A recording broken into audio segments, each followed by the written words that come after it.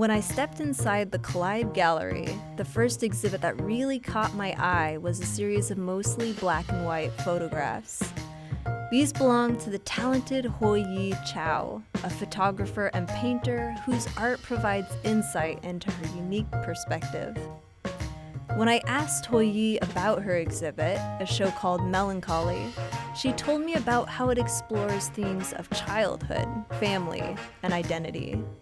She also shared about the duality she sees between the innocence and trauma of youth and how it impacts our decision-making as adults.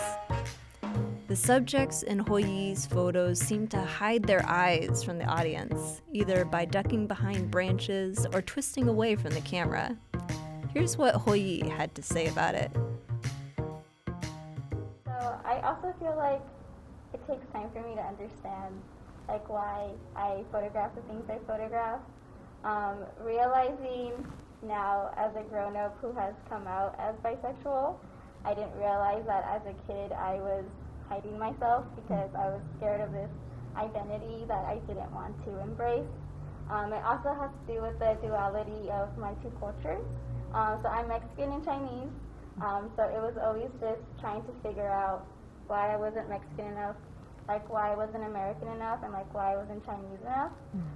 So I feel like me hiding was easier than me trying to embrace all of these different sides of me. So I feel like it also has to speak a lot with my artwork because I do photography and painting.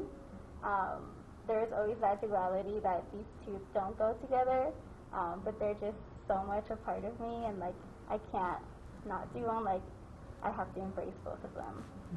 Now you mentioned being a photographer as well as a painter. I'm curious about both of those mediums and how you maybe use or choose one or over the other.